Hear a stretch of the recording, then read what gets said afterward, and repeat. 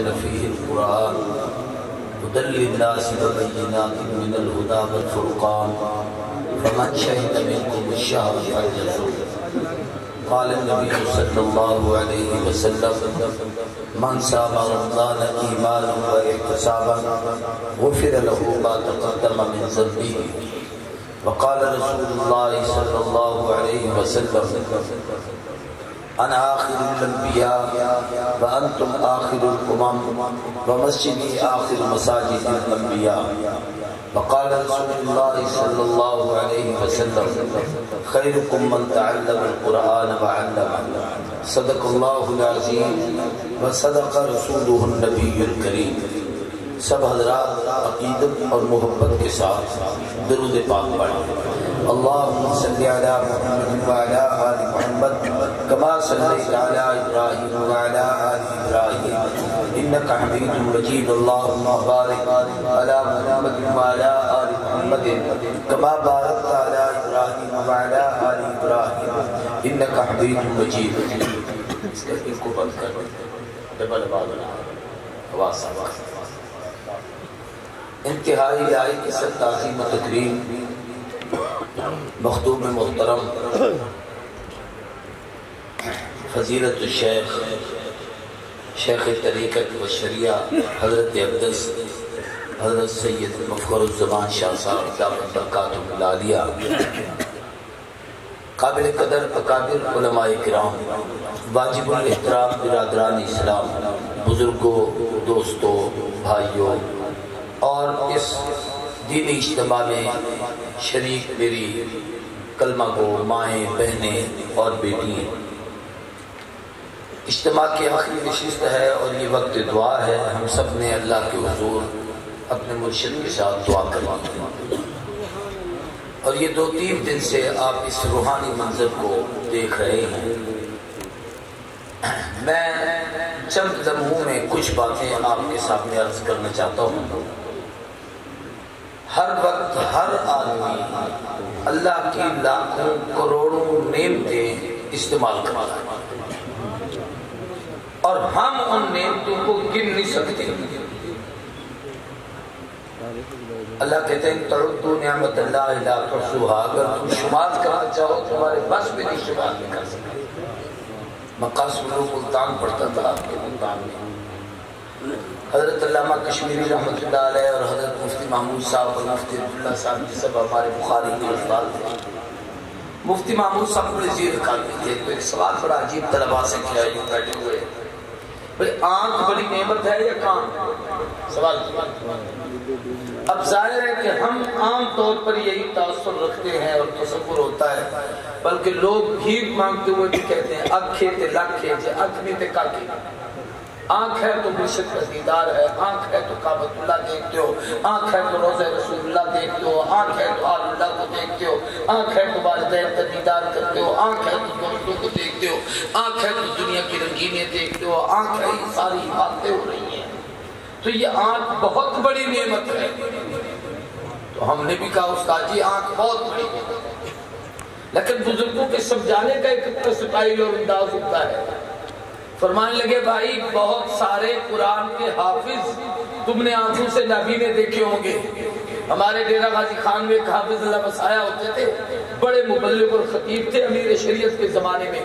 وہ عطا اللہ شاہ بخاری کے بعد جب تقریر کرتے تو مجمع میں یوں چھا جاتے تھے کہ ایک آدمی بھی مجمع سے نہیں ہوتا تھا. آنکھوں سے نابینے تھے، ہندوستان میں پڑھے تھے، حضرت مدنی کے شاگرد تھے اور جناب وہ فائز تھے، عالم تھے، آنکھوں سے نابینے ہیں. یہ فیصل آباد کی طرف سمندری پہ روڈ پہ جاتے ہوئے ایک ادارہ آتا ہے دارالعلوم ربانیہ. وہاں ایک حافظ نذیر احمد صاحب تھے جو شیخ الحدیث مولانا عبد المجید رحمۃ اللہ علیہ کے بھی استاد تھے اور بڑے بڑے علماء وہاں ان کے پاس پڑھتے رہے. مولانا ضیاء القاسمی قاری الہی عابد مرحوم. لیکن وہ دونوں آنکھوں سے نابینے تھے. بخاری بھی پڑھاتے تھے، مسلم بھی پڑھاتے تھے، فقہ کی کتب بھی پڑھاتے تھے اور جناب مسائل بھی سمجھاتے تھے.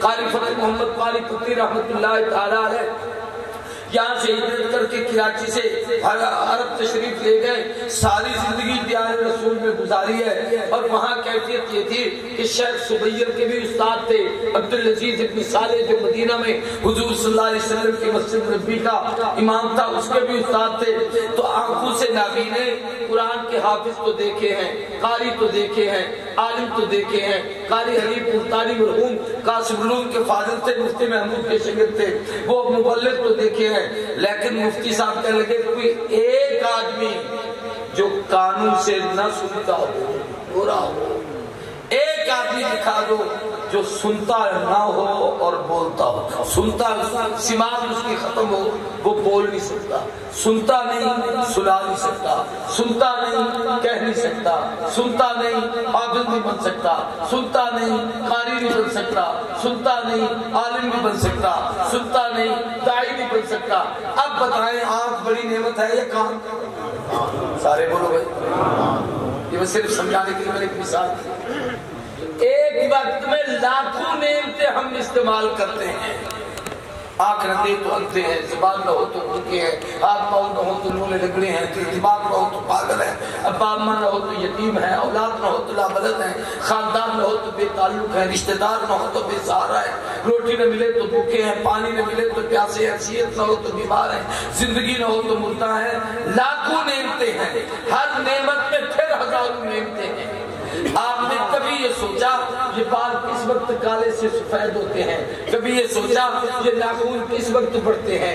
ہماری حیثیت اور اوقات ہی کیا ہے کہ کسی نعمت کو کوئی شمار کر سکیں؟ اس کی بہت ساری نعمتیں، ان میں سے 3 نعمتوں کا اس نشست کی مناسبت سے مختصر تذکرہ کرنا چاہتا ہوں۔ سب سے پہلی نعمت، سب سے بڑی نعمت، سب سے اعلیٰ نعمت، سب سے افضل نعمت، سب سے عرفہ نعمت، وہ آمنہ کے لال، صاحب جمال و کمال، محبوب ذوالجلال، سید الرسل، ہادی سبل، مولا کل، شاہ جمل، ختم الرسل، امام الاولین والآخرین، خاتم النبیین، شفیع المذنبین، محبوب رب العالمین، سیدنا مولانا ماوانا ملجانا محمد رسول اللہ۔ سب کے یہ بات سے صلی اللہ علیہ وسلم حضور کا وجود مسعود ہے، یہ وہ نعمت ہے جسے رب نے دے کر کہا لقد من اللہ علی المؤمنین اذ بعث فیہم رسولا۔ ایمان والو، میں نے تم پر سب سے بڑا احسان کیا کہ محمد محبوب میرے ہیں، لاڈلے میرے ہیں، پیارے میرے ہیں، سوارا میں نے ہے، سنگارا میں نے ہے، حسینوں میں احسن میں نے بنایا، جمیلوں میں اجمل میں نے بنایا، شریفوں میں اشرف میں نے بنایا، فاضلوں میں افضل میں نے بنایا۔ احسان تم پر کیا ہے کہ محبوب میرا تھا، حوالے تمہارے پر کیا۔ آدم سے عیسیٰ تک کسی نبی کی امت کو یہ نعمت نہیں ملی جو اللہ نے اس محبوب کی امت کو عطا کی ہے۔ حضور نے فرمایا انا حظکم من الانبیاء وانتم حظی۔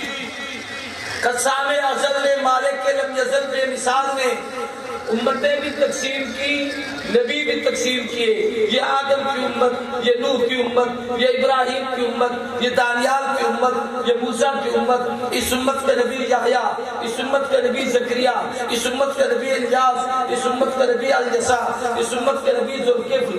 نبی اور امتیں تقسیم ہوئی، توجہ کرنا، اور میں جب تمہاری اور میری باری آئی انا حظکم من الانبیاء، 1,24,000 میں سے رب نے مجھے چن کے تمہارے حصے میں رکھ دیا اور ساری امتوں میں سے تمہیں چن کے میرے حصے میں۔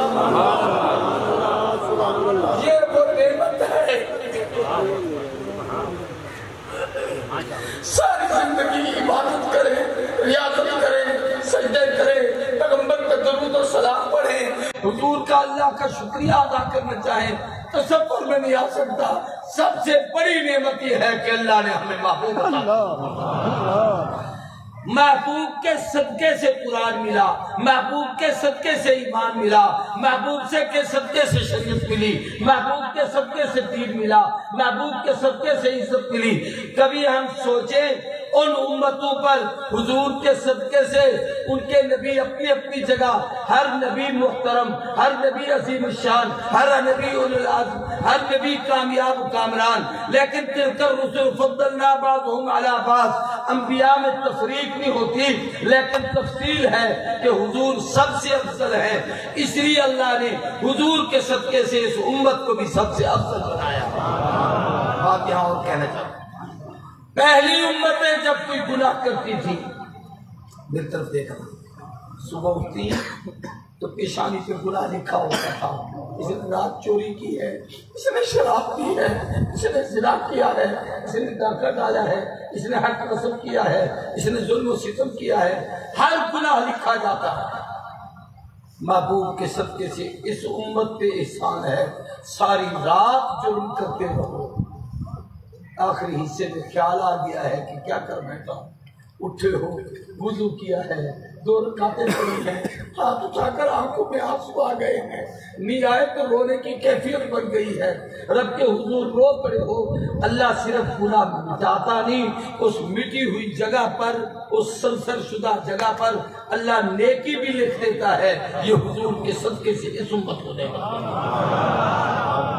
پہلی امتیں توجہ کی طرف کرو، ان پہ عذاب آئے، ان کی شکلیں بدلی، ان پہ عذاب آئے، اللہ نے زمینیں اٹھا کر آسمان پہ لے جا کے الٹا کے پتھر مار کے ان پر پتھر برسائے، ان کی شکلیں تبدیل ہوئی، وہ غرق ہوئے، ان پہ طوفان آئے، ان پہ مصائب آئے، اور ایسی ایسی بڑی بڑی کیفیتیں کہ امت کی امتیں غرق ہو گئی۔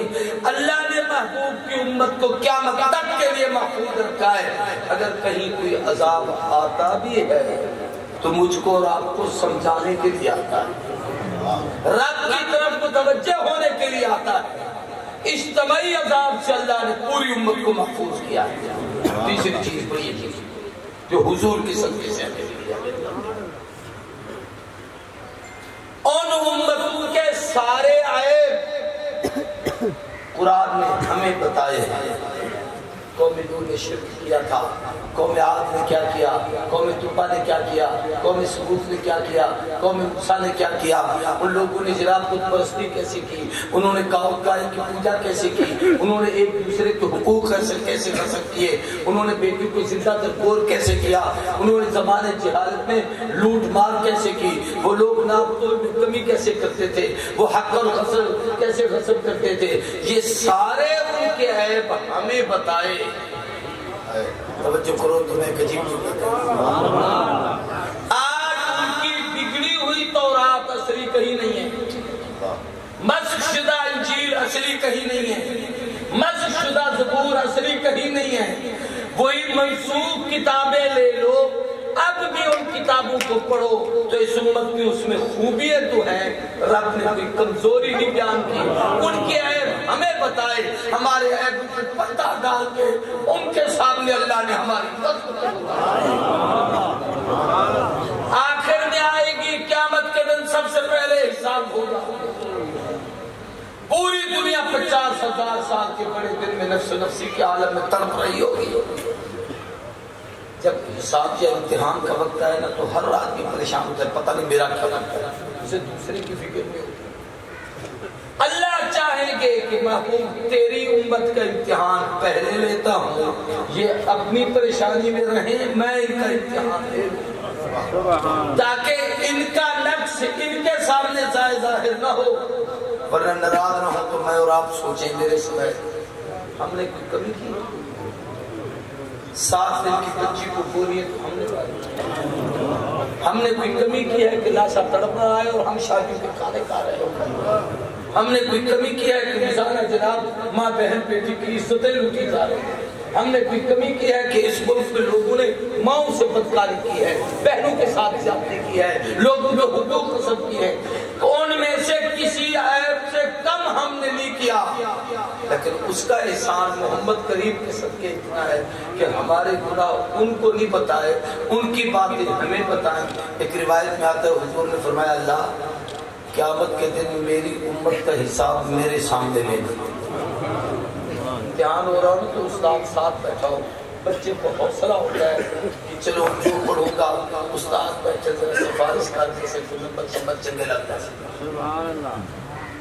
اللہ فرمائیں گے محبوب تیرے سامنے وہ عیب کھولوں جو یہ کرتے تھے، اس سے تیرا دل نہیں دکھے گا، اس لیے محبوب تو ایک طرف ہو، ان کا میں اکیلے حساب لیتا ہوں، صرف یہ شرک نہ کریں، وہ گناہ نہ کریں جس کی وجہ سے وہ حقوق العباد میں گرفتار ہو جائیں، باقی سارے گناہ معاف کروں گا، محمد تیرے صدقے سے ان کو جنت کی عطا کروں۔ تو سب سے پہلا احسان حضور کا وجود، دوسرا احسان جو اس امت پہ ہے پہلی امتوں پہ، اور یہ بچہ ختم نبوت پڑھ رہا تھا اور وہ ختم نبوت کی علامت ہے وہ اللہ کا قرآن، سب کو تو کیا ہے اونچی بات سے اللہ کا قرآن۔ پہلی امتوں کے پاس کتابیں تورات، انجیل، زبور، صحائف آئے، وہ لکھے ہوئے تھے۔ قرآن کلام خدا ہے، رب کا کلام ہے، جیسے وہ قدیم، کلام قدیم، وہ باقی، یہ باقی، وہ ہمیشہ، یہ ہمیشہ، نہ اس کو فنا نہ اس کو فنا۔ اللہ نے اس مقدس کلام کو اس امت کے حصے میں رکھا، اور قرآن کیا ہے توجہ کرنا، جو رب کے اندر سے باہر ظاہر ہوا ہے اس کا نام قرآن ہے۔ میں بولتا ہوں جو اندر ہے وہ زبان پہ آئے گا، وکیل کوئی گفتگو کرے جو اندر ہے وہ زبان پہ آئے گا، شاہ صاحب گفتگو کرے جو اندر ہے وہ زبان پہ آئے گا۔ قرآن کیا ہے؟ جو رب کے اندر تھا، رب نے کسی نبی کی امت کو نہیں بتایا میرے اندر کیا ہے، محبوب کے صدقے سے اس امت کو بتایا کہ میرے اندر کیا ہے۔ اب میں بتانا چاہوں تو ایک لمبا عنوان ہے، خود مجید ہے اس لیے قرآن مجید ہے، وہ کریم ہے اس کا نام قرآن کریم ہے، وہ حکیم ہے اس کا نام قرآن حکیم ہے، وہ عزیز ہے اس کا نام قرآن عزیز ہے۔ ہر اپنی صفت کو رب نے اس کتاب میں ظاہر کیا، اس کے آداب سکھائے ہیں۔ تفصیل میں نہیں جا رہا، میں بالکل بات کو سمیٹ کے 15-20 منٹ میں اپنی گفتگو سمیٹنا چاہتا ہوں، کیونکہ یہ آخری نشست ہے اور دعا کا وقت ہے، پھر رات رات لنگر کھانا اور بڑا شام بیت جاتی ہے، تو بات کو سمجھیں۔ اللہ نے اس محبوب پہ یہ کرم کیا کہ کتاب اس امت کے حصے وہ قرآن اس کو دیا ہے اور محبوب کے صدقے سے ملا ہے۔ پہلی ساری کتابیں اکٹھی کرو وہ تبدیل ہو گئی، جس دن سے قرآن اترا اس دن سے لے کر آج تک 15 صدیاں بیت گئی ہیں۔ حرفوں کو ملا کے لفظ بناؤ، لفظوں کو جمع کر کے کلمے بناؤ، کلموں کو اکٹھا کر کے آیتیں بناؤ، الحمد سے بالناس تک پورے قرآن کی 7 منزلیں، 14 سجدے، 30 پارے، 558 رکوع، 6666 آیتیں، 1771 مدیں، 1274 شدیں، 3,21,250 حروف، جیسے اللہ نے محمد پہ اتارے ہیں قرآن آج بھی محفوظ ہے۔ اور کمال یہ ہے کہ محفوظ کن سے کرایا؟ جن کو ہم بے وقوف سمجھتے ہیں۔ 10 سال کا بچہ ہے، 8 سال کا بچہ ہے، پیسے دو سودا لینے جاتا ہے، پیسے گم کر کے آ جاتا ہے۔ اللہ کہتا ہے جو تم میں سے کسی کے کام کریں وہ میرے قرآن کے کام، ان درسگاہ والوں کو دے دو، ان کے حوالے کر دو، شاہ صاحب کے حوالے کر دو، مولانا صاحب کے حوالے کر دو، یہ اس بچے کو قرآن کا حافظ اور قاری بنا کے تم دے۔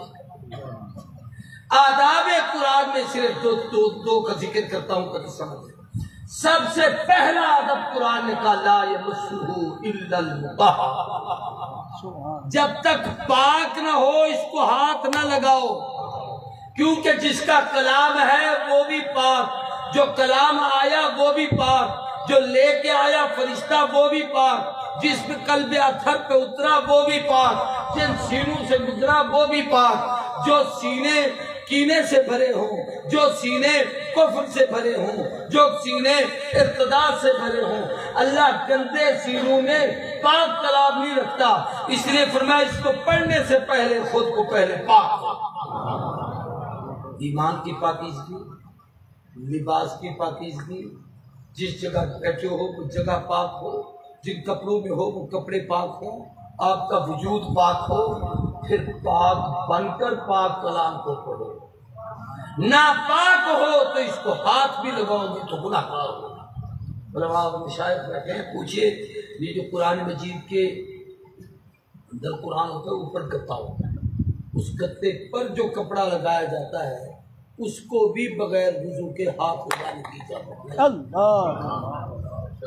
ہم قرآن کی اہمیت اور عظمت کو نہیں سمجھتے پاک ہو کر. اس لیے علماء نے لکھا ہے کہ جو مسجد کا امام ہو وہ سب سے زیادہ نفیس لباس، سب سے زیادہ اچھے کپڑے پہن کے آیا. اور رمضان آ رہا ہے، معاف کر دینا مجھے، میں بڑی سادہ سی باتیں کرتا ہوں کیونکہ دیہاتی علاقے کا آدمی ہوں، مجھے کوئی اور کوئی خطابت کے داؤ پیچ نہیں آتے.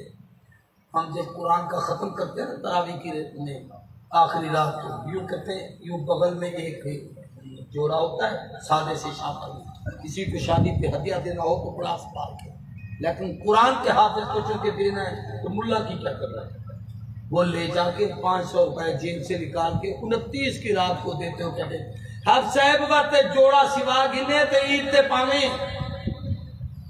اس الو سے کوئی پوچھے کہ تجھے بھی 29 کو لیے ہوئے کپڑے کوئی درزی سی کے دے گا کہ اس غریب کو سی کے دے گا؟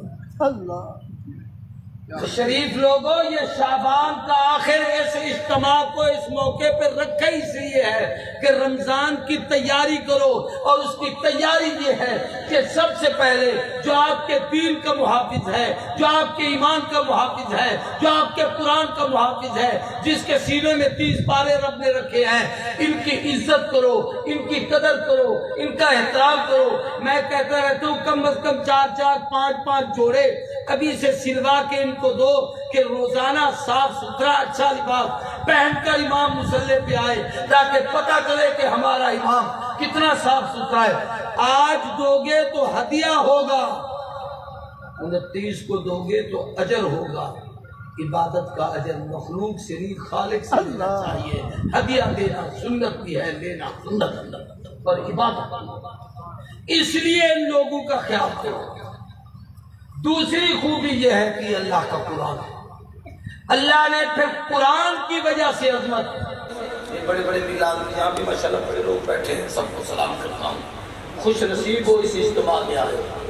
شہر کا جتنا شکریہ ادا کرو اتنا کم ہے. مجھے پتہ کتنے بڑے بڑے لوگ ہیں اور کیسے کیسے کاروبار چھوڑ کے آتے ہیں، دین سیکھنے کے لیے آئے ہو.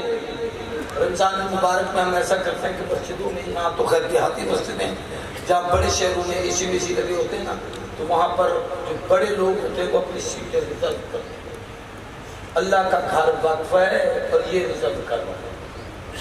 اے میری سیٹ اتنے ہو کسی نے بیٹھ دی جاتا کوئی نہیں کھڑا بھئی یہاں ہو تھوڑا سا اور آگے ہو جاؤ. آگے نہیں جا سکتا کیوں کہ وہ مصلی امام کا ہے. تو کیوں نہیں جاتا؟ اس لیے کہ میں حافظ نہیں. تو وہ عزت قرآن والے کی اس کی ہے. اگر آپ معراج پر غور کریں تو آدم سے عیسیٰ تک سارے نبی پیچھے، حضور سب سے آگے. دنیاوی عمر کے لحاظ سے آدم 1000 سال کے تھے، نوح 13 یا 1400 سال کے تھے، ابراہیم 125 سال کے تھے. یہ بڑے بڑے بابے پیچھے کھڑے ہیں اور حضور کی عمر 52 سال ہے، مصلی پہ کھڑے ہیں. اللہ کیوں؟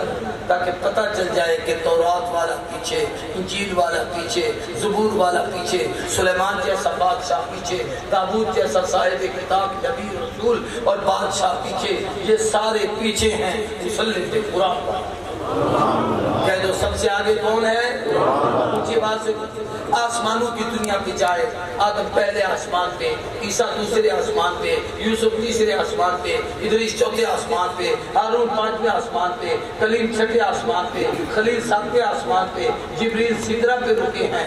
عرش پہ وہ پہنچے ہیں جو قرآن والا. تو قرآن والا سب سے اونچا، قرآن والا سب سے آگے.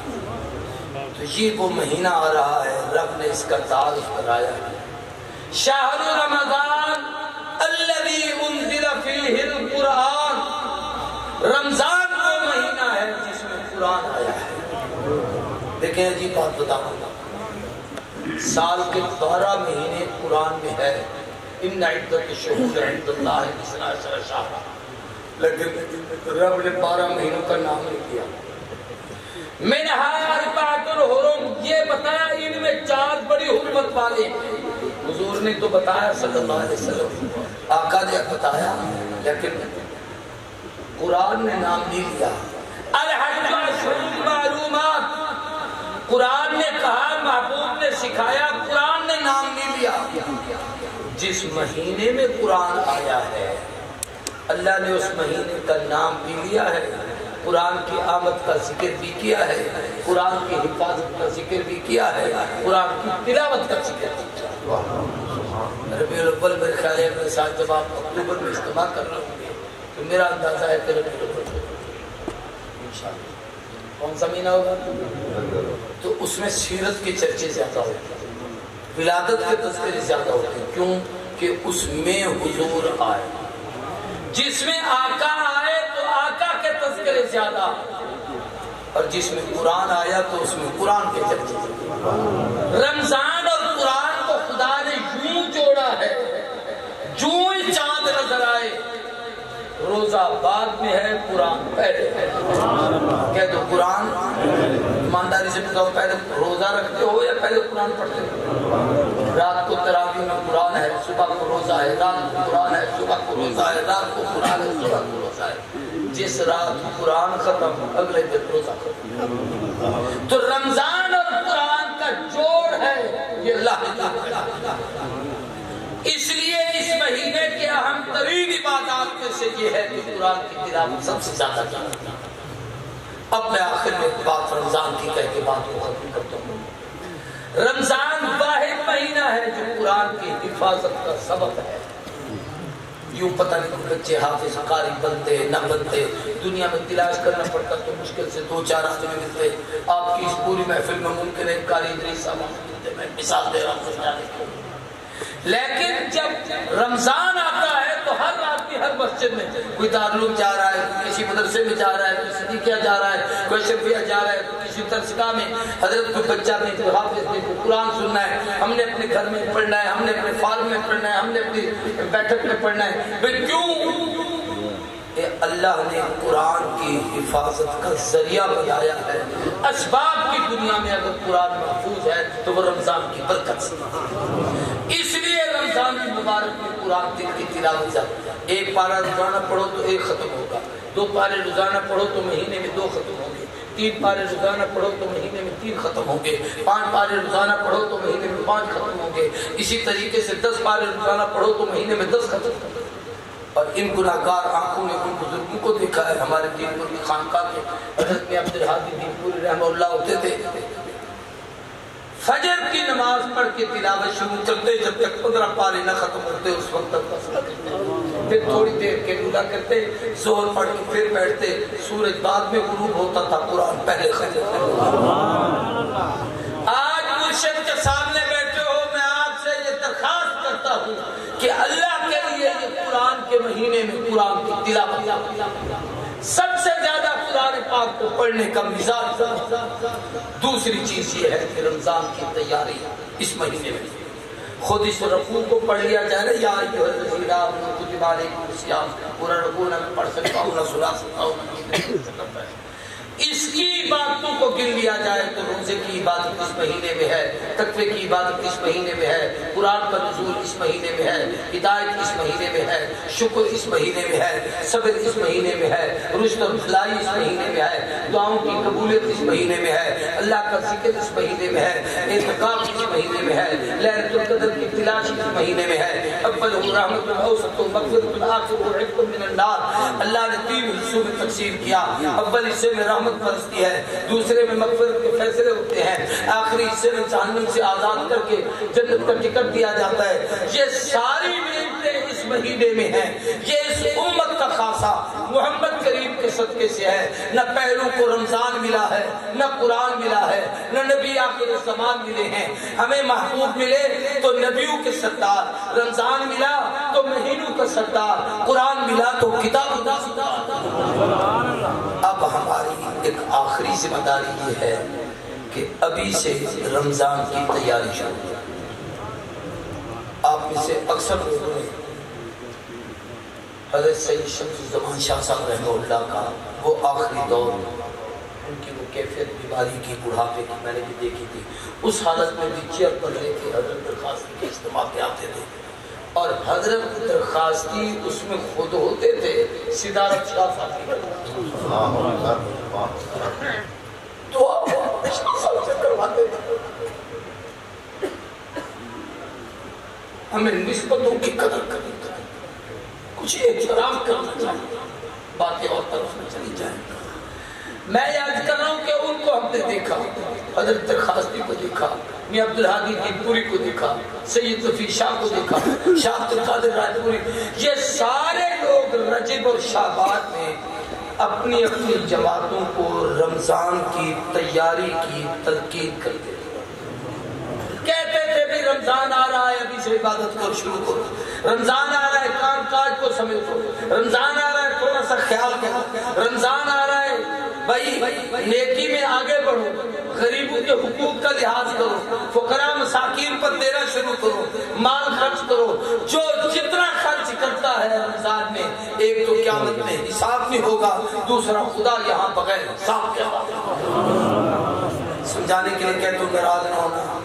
کسی بڑے صاحب کی دکان پر اگر کوئی بیچارہ مولوی والا ہاتھ میں تھیلا لے کے آ جائے تو فٹ کے ایک مولوی چندہ پکڑتا نہیں ہوتا، پیسے لینے کے لیے تو نہیں آتا، میں نہیں دکھا سکتا، پھر منہ ادھر کر کے بیٹھ، ہاں جی کیا کام ہے، وقت دیکھ کے آیا کرو، موت کبھی وقت دیکھ کے نہیں آتی، جس وقت حکم ہوتا ہے اس وقت، رب کے راستے میں بھی صدقہ دینے کا وقت نہ متعین کیا کرو، جس وقت جی چاہے اللہ توفیق دے، اللہ کے راستے میں دے۔ میں آپ سے صرف اس کی درخواست کرتا ہوں کہ ابھی سے رمضان کی تیاری شروع، اور جب کسی کے پاس مہمان آئے ہم سب شاہ جی کہنا، شاہ صاحب نے کتنا بڑا انتظام کیا ہے، سارے لنگر کو کھانا کھلا رہے ہیں، سب کو دے رہے ہیں، سب کی رہائش کی جگہ ہے، سب کے لیے کمرے بنائے ہیں، سب کے لیے صفائی کرائی ہے، سب کو ایک نظام اور نزاکت اور اہتمام کے ساتھ ٹھہرایا ہے کہ ہم ان کے مہمان ہیں۔ تو جب رب کا مہمان آئے اس کے لیے کوئی انتظام نہیں۔ شاہ صاحب اگر آ جائیں، خاکپاری صاحب کے گھر میں ایک مثال دیتا ہوں، یار حضرت کو بڑے اچھے کمرے میں بٹھانا ہے، اعلیٰ جگہ پر ٹھہرانا ہے، شان ان کے اکرام عظمت ان کے شایان شان کرنی ہے، تو بھئی رب کے مہمان کی عزت بھی تو ان کے سایہ شان کرو، قالین بچھاتے ہو، جگہ صاف کرتے ہو، خوبصورت مکان بناتے ہو۔ شاہ صاحب اگر آ جائیں، خاکپاری صاحب کے گھر میں ایک مثال دیتا ہوں، یار حضرت کو بڑے اچھے کمرے میں بٹھانا ہے، اعلیٰ جگہ پر ٹھہرانا ہے، شان ان کے اکرام عظمت ان کے شایان شان کرنی ہے، تو پھر رب کے مہمان کی عزت بھی تو ان کے سایہ شان کرو، قالین بچھاتے ہو، جگہ صاف کرتے ہو، خوبصورت مکان بناتے ہو، اور دوسرے کرم روغن کرتے ہو، کپڑے دھلے ہوئے صاف ستھرے پہنتے ہو، باہر جاتے ہو تو اچھے کپڑے پہن کے، شادی پہ جا رہے ہیں تو خوبصورت لباس پہن کے، کسی کو ملنے جا رہے ہیں تو اچھا لباس پہن کے، اور جب مسجد جانے کا وقت آئے تو ناراض نہ ہونا، سادہ سی دھوتی نہ دھوتی یہ نہ دھوتی، اس کا معنی ہی ہے وہ دھوتی اور پرانا سا کرتا پہن کے ننگے سر کدھر مسجد نماز پڑھتے۔ بھائی دنیا کی دربار میں بھی کبھی ایسے کسی کے پاس جاتے ہو، خُذُوا زِینَتَکُمْ عِندَ کُلِّ مسجد، رب کہتا ہے میرے گھر آ رہے ہو کچھ حیا کر کے آ، میں نے تجھے اشرف المخلوقات بنایا ہے، تو چورا چمار بن کے میرے گھر میں آ رہا ہے۔ رب کے گھر میں عزت کے ساتھ، آبرو کے ساتھ، اچھا لباس پہن کر، اچھی خوشبو لگا کر، اچھے کپڑے پہن کر مسجد میں آیا کرو، اپنے عالم اور قاری کی قدر کیا کرو، تاکہ پتہ چلے کہ تم رمضان کا احترام کرو۔ افطاری اور سحری کا انتظام کیا کرو، افطار پارٹی نہ کیا کرو۔ ناراض نہ ہونا، تو افطار پارٹی میں اکثر وہ لوگ ہوتے ہیں جن کو روزے ہی نہیں ہوتا، اور وہ دنیا دار آتے ہیں جن کی اپنی کوئی حالت نہیں ہوتی، کوئی غریب آ جائے تو دھکا دے کے باہر نکال دیتے ہیں۔ فقراء کو بلا کے افطار کرو، فقراء کو بلا کے سحری کرو، ان لوگوں کو اپنے ساتھ سکھایا کرو، ان کا خیال کیا کرو۔ رجب میں ہمارے مدرسے میں 2 بچوں کا قرآن کا ختم تھا، اس سال حضرت شیخ نے شفقت فرمائی، میں نے درخواست کی ہمارے اجتماع میں تشریف لائے، ساتھیوں کو اچھی نصیحتیں بھی فرمائی، اور یقین اس کے ہم نے اثرات بھی دیکھے۔ اور پھر بالخصوص جو سلسلہ سعادات سے جڑے ہوئے، اور یہ بھی ایک بڑی عجیب بات ہے کہ سارا سلسلہ سعادات کا جتنے اسماعی گرامی لکھے ہوئے ہیں سب حسری حسینی سے، خوش نصیب لوگ ہو کہ نبی کے خاندان کے ساتھ آپ کا تعلق یہ دینی محبت کا رشتہ۔ میں ایک روایت پڑھتا ہوں، حیران رہتا ہوں، حضور نے فرمایا دنیا قیامت کے دن سارے رشتے ٹوٹ جائیں گے، جس کا تعلق میرے خاندان سے جڑا ہے قیامت میں خدا اس تعلق کی لاج رکھ کے ان کو ان کے ساتھ اٹھا کے اس کی بھی حفاظت شاہ صاحب کی سب سے بڑی خصوصیت یہ کثرت سے درود کا حکم دے۔ عام مشاہد کے اوراد و بزائر میں بھی پڑھتا ہوں، دیکھتا بھی ہوں، کی کتابیں بھی دیکھیں، 300 دفعہ درود پڑھ لو، 500 دفعہ، کم از کم 11 تسبیح کرو، کم از کم، اور زیادہ سے زیادہ تو 10,000 سے بھی اوپر چلے جاؤ تو کوئی بات نہیں۔ اس حدیث پہ عمل ہے کہ صاحب نے کہا محبوب جی چاہتا ہے میں زندگی کے اوقات کو 4 حصوں میں تقسیم کرتا ہوں، ایک حصہ آپ پہ درود، باقی 3 حصوں میں اور عبادات۔ فرمایا اچھا ہے بڑھا دے تو زیادہ بہتر ہے۔ اچھا حضرت آدھا کام یہ کروں گا آدھا درود۔ فرمایا ٹھیک ہے بڑھا دے تو اور بہتر ہے۔ فرمایا 3 حصے درود پڑھوں گا، 1 حصہ اور باقی اعمال۔ فرمایا بہتر ہے بڑھا دے تو اور بہتر ہے۔ کہا اچھا محبوب ہاتھ میں زبان پر درود رہے گا، ہاتھ پاؤں سے باقی کام کریں۔ میں آپ سے کہتا ہوں کہ رمضان المبارک میں زیادہ درود پڑھو، اور پہلے عشرے سے دوسرے میں اور زیادہ کرو، دوسرے سے تیسرے میں اور زیادہ کرو، اعتکاف میں اور زیادہ کرو۔ میں اعتماد سے کہہ سکتا ہوں کہ اس درود کی برکت سے سینکڑوں خوش نصیب ایسے ہوں گے جن کو حضور کی زیادہ اس لیے یہ اجتماع بڑا سعادت مند ہے۔ میں ایک بات آپ سے کہتا ہوں کہ دعا کا وقت ہے، حضرت دعا کرائیں گے توجہ سے، عنابت کے ساتھ اللہ کی طرف توجہ ہو کے، اس نیت سے۔ ہمارے دوست مفتی محمد شفیق اللہ مظفر گڑھ کے فوت ہو گئے، انہوں نے مجھے ایک دفعہ شاہ صاحب کا کہا بعض دفعہ باتیں ہوتی ہیں آ جاتی ہیں سامنے، میں کوئی کیا کہتے ہیں وہ خوشامد کے لیے نہیں کہہ رہا، اس لیے کہ میں اور آپ اس حقیقت کو سمجھے، اس لیے کہہ رہا ہوں۔ کل کے ہمارے ایک عزیز بیمار تھے، میں شاہ صاحب کو لے آیا، مجھے کہنے لگے میں نے اس خاندان کو مستجاب الدعوات پایا ہے کہ بڑے شادی سے جب بھی دعا کرتے تھے ایسے قبول ہوتی تھی، سید رضی عمان شاہ سے جب بھی دعا کراتے تھے ایسے، اور کل کے میں ان کو لے گیا حضرت تک جا کے اس پہ دب کیا، اس کے لیے دعا کی، اللہ نے کچھ دنوں میں شفا دی۔ میرے اپنے ایک عزیز بہت بڑے عالم ہیں، شیخ الحدیث ہیں، مفتی ہیں، مولانا محمد اکبر رحیم ارخاد میں ایک بہت بڑے ادارے کے عالم ہیں، اور بڑے بڑے مشائخ سے ان کی نسبتیں بھی ہیں۔ ان کو اچانک شوگر کا اٹیک ہوا اور پھیپھڑوں پر اثر پڑا، اور قید بھی شروع ہوئی کہ پانی ایک گھونٹ بھی پیتے تو وہ بھی باہر نکلتا۔ اللہ ہم سب کے اس مل بیٹھنے کو قبول کرے، ہماری اس مجلس کو ہم سب کی آخرت کی نجات کا ذریعہ بنائے۔ اللہ اس سب کا اجر ان مشائخ کی ارواح مقدسہ کو دے جو ہمارے پڑوس میں آرام فرما رہے ہیں، اور ہم رب سے رحمت سے امید رکھتے ہیں کہ سارا ثواب ان تک پہنچ بھی رہا ہے، اور اللہ یقیناً ان تک یہ اطلاع بھی پہنچا رہے ہیں کہ یہ تیرے وہ محبت کرنے والے سارے جمع ہیں جو تمہارا صدقہ جاری بنے ہوئے ہیں۔ اللہ ہم سب کی حاضری کو قبول کرے۔ باقی الحمدللہ رب العالمین۔